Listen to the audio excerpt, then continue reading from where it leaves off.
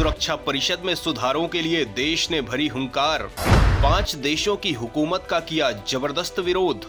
Veto power के इस्तेमाल पर जताया कड़ा ऐतराज। दोस्तों, सुरक्षा परिषद में सुधारों को लेकर भारत लगातार आवाज उठा रहा है। ये मुद्दा देश के प्रधानमंत्री और सत्तारूढ़ दल भाजपा के लिए इतना खास हो गया है कि भाजपा ने लोकसभा चुनावों के मैनिफेस्टो में इसे शामिल किया है कि अगर उन्हें पर्याप्त बहुमत इस बार हासिल होता है तो पार्टी संयुक्त राष्ट्र में इस मुद्दे को लेकर अपना सर्वोत्तम प्रयास करेगी। दोस्तों, ये एक ऐसा मुद्दा है कि इससे चुनाव में केवल बहुत जिम्मेदार और प्रबुद्ध मतदाता ही प्रभावित हो सकता है। लेकिन परेशानी ये है कि प्रबुद्ध मतदाता किसे माना जाए, क्योंकि जिन लोगों को विकासवादी समझा जाता है ऐसे लोग तो मतदान के दिन आराम फरमाते नजर आते हैं। लेकिन इसके बाद भी इस तरह का मुद्दा अब चुनाव में शामिल किया जा रहा है। इसका सीधा मतलब ये है कि अब इस मुद्दे पर मजबूती से काम करने के लिए सत्तारूढ़ दल कमर कस चुका है। दोस्तों, लोकतंत्र में हम मानते हैं कि जनता ही सरकार है, जबकि हमारे यहाँ माना जाता रहा है कि यथा राजा तथा प्रजा, जो कि आज भी उतना ही असरदार है। इसे इस तरह से समझा जा सकता है कि राजनीतिक दल ही तमाम मुद्दे चुनावों में लेकर आते हैं और उनका प्रचार करते हैं, उनकी जबरदस्त मांग निर्मित करते हैं, जनता में उसके लिए आंदोलन खड़ा करते हैं और अंततः उस पर काम हो जाता है। अनुच्छेद 370, राम मंदिर, 3 तलाक, आतंकवाद जैसे मुद्दे इसी तरह से पब्लिक डोमेन में आए और अंततः इनका निराकरण हो गया और अब घरेलू समस्याओं से ऊपर उठकर देश को अंतर्राष्ट्रीय स्तर पर मजबूती दिलाने का वक्त आ चुका है और पीएम मोदी और भाजपा ने वक्त के साथ ही सही पिच पर सही शॉट जड़ दिया है, जिसकी अब देश भर में मांग होने लगी है। लेकिन महत्वपूर्ण ये है कि इस मुद्दे पर बात करने से पहले काम कितना किया गया, इसके प्रति कितनी ताकत लगाई गई। तो दोस्तों, पीएम मोदी के आने के बाद इसे लेकर भयंकर तेजी और दमदारी से काम किया गया है। दुनिया भर के भीतर आवाज उठाई गई है। विदेश मंत्री एस जयशंकर ने गर्मा गर्म माहौल तैयार किया है। पीएम मोदी ने दुनिया भर में समर्थन हासिल किया है और आज स्थिति यह है कि 5 स्थायी सदस्यों में चीन को छोड़कर बाकी के देश सुरक्षा परिषद में सुधारों को लेकर राजी हैं। लेकिन केवल एक सदस्य के विरोध से ही सारा मामला खराब हो जाता है। सवाल उठता है कि आखिर केवल एक सदस्य ही मामले को कैसे अटका सकता है? इसके लिए कौन सी ताकत जिम्मेदार है?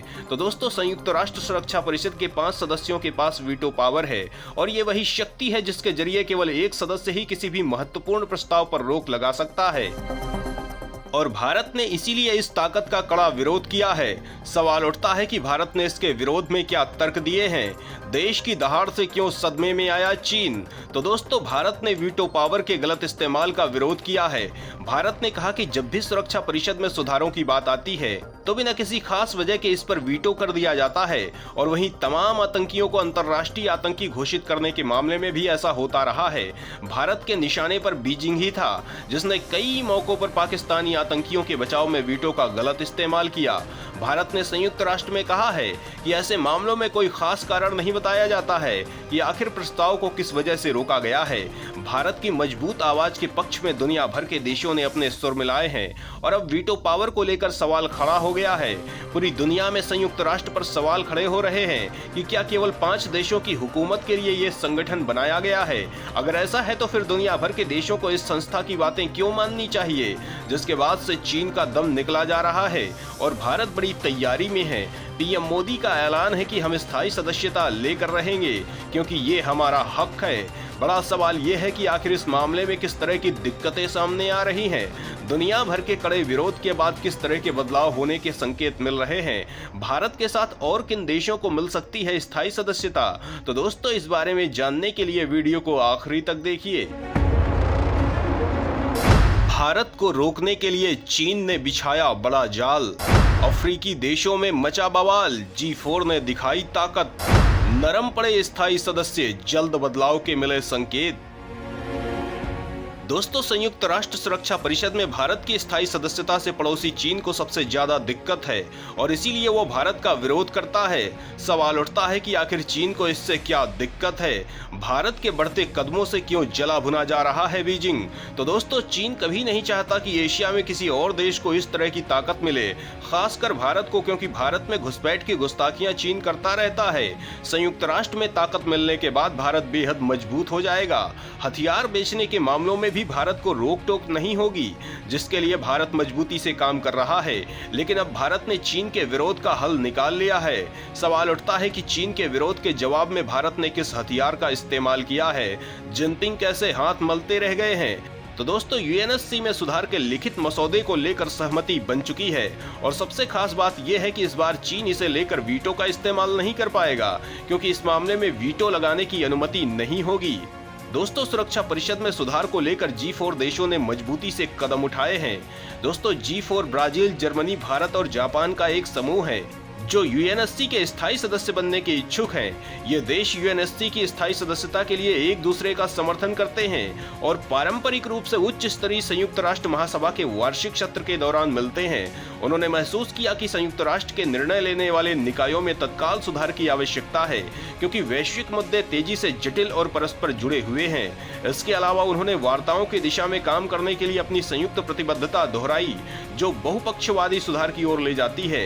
उन्होंने इस बात पर प्रकाश डाला कि महासभा ने अंतर सरकारी वार्ता में सार्थक प्रगति नहीं की और न ही पारदर्शिता को बनाए रखा। वहीं इस समूह ने अफ्रीकी देशों का स्थायी और अस्थायी रूप से प्रतिनिधित्व किए जाने के लिए अपना समर्थन दोहराया है। दोस्तों, इस समूह का मानना है कि 1945 के मुकाबले आज दुनिया पूरी तरह से बदल चुकी है और अब भू राजनीति अलग है। भारत का कहना है कि 70 साल पहले संयुक्त राष्ट्र सुरक्षा परिषद आज की वास्तविकताओं को नहीं दर्शाता है और इसीलिए इसमें अफ्रीकी देशों का प्रतिनिधित्व भी शामिल करने की बात कही जा रही है, जिसे लेकर अफ्रीकी देशों में खींचातान मची हुई है। सवाल उठता है कि आखिर अफ्रीकी देशों के बीच क्या मामला अटका है, किस बात को लेकर नहीं हो पा रहा है डिसीजन। तो दोस्तों, अफ्रीकी देश ये सिलेक्शन नहीं कर पा रहे हैं कि स्थायी सदस्यता के लिए किन देशों को सिलेक्ट किया जाए। दोस्तों, हालांकि संयुक्त राष्ट्र के अधिकांश सदस्यों ने यूएनएससी के विस्तारित स्थायी और गैर स्थायी सदस्यता के लिए समर्थन व्यक्त किया है, लेकिन यूनाइटेड फॉर कंसेंसस समूह या यूएफसी इसके विरोध में है। बड़ा सवाल यह है कि इस समूह में कौन कौन से देश हैं, विरोध की क्या है वजह। तो दोस्तों, इस समूह का नेतृत्व इटली, पाकिस्तान और अर्जेंटीना जैसे देश करते हैं, जो स्थायी सदस्यता के विस्तार का विरोध करते हैं। इसकी वजह भारत, जर्मनी और ब्राजील जैसे क्षेत्रीय प्रतिद्वंदियों को रोकना है। दोस्तों, लेकिन भारत ने इसमें सुधारों के लिए इतनी मजबूती से काम किया है कि अब किसी भी तरह की बाधा ज्यादा देर ठहर नहीं पाएगी। विदेश मंत्री ने सीधा ऐलान किया है कि देश सुरक्षा परिषद में स्थायी सदस्यता हासिल करके रहेगा। इसके अलावा आज बदलते हालातों में अगर संयुक्त राष्ट्र में सुधार नहीं होता है तो इस संस्था का महत्व खत्म हो जाएगा। दुनिया भर के देश इसे केवल 5 देशों की साजिश और शक्ति प्रदर्शन का अड्डा मान लेंगे। इसी खौफ में अब जल्द ही इसमें बड़े बदलाव हो सकते हैं। अमेरिका की एक शीर्ष राजनयिक ने भारत के इस रुख का समर्थन किया और कहा कि अमेरिका के राष्ट्रपति जो बाइडेन का प्रशासन G4 सदस्यों को संयुक्त राष्ट्र के शीर्ष निकाय का स्थायी सदस्य बनाने का समर्थन करता है। सवाल उठता है कि आखिर अमेरिका ने इस मामले में क्या कहा है, किस राजनयिक ने भारत के पक्ष में दिया है बयान। एलन मस्क सहित पूरी दुनिया किस बात को लेकर यूएन पर बना रही दबाव। तो दोस्तों, संयुक्त राष्ट्र में अमेरिका की राजदूत लिंडा थॉमस ग्रीनफील्ड ने टोक्यो में एक भाषण के दौरान संकेत दिया कि सुरक्षा परिषद में रूस और चीन ही केवल ऐसे देश हैं जो संयुक्त राष्ट्र की 15 सदस्यीय शक्तिशाली शाखा के विस्तार का विरोध कर रहे हैं। उन्होंने कहा, पहले अमेरिका, चीन और रूस इस बात पर सहमत थे कि हम सुरक्षा परिषद में बदलाव नहीं देखना चाहते, लेकिन 2021 में अमेरिका ने अपने इस रुख में बदलाव किया है और हमने स्पष्ट कर दिया है कि सुरक्षा परिषद और व्यापक रूप से संयुक्त राष्ट्र में सुधार महत्वपूर्ण है। वहीं एलन मस्क ने भी भारत की स्थायी सदस्यता को लेकर पुरजोर मांग की थी, जिसके बाद अमेरिका को भारत के समर्थन में बयान जारी करना पड़ा था। दोस्तों, देश को मिल रहे समर्थन के बाद अब हम कामयाबी के बेहद करीब हैं और सुरक्षा परिषद में पुनर्गठन को लेकर तैयार हुए लिखित मसौदे को सहमति मिल चुकी है। सबसे बड़ी बात यह है कि इसमें भारत का शामिल होना तय है। दोस्तों, भारत ने यूएन में G4 मॉडल का प्रस्ताव रखा है। इसके बाद सुरक्षा परिषद में 11 स्थायी सदस्य हो सकते हैं। तो दोस्तों, इस बारे में जानकर आपको कैसा लगा, कमेंट में जरूर बताएं।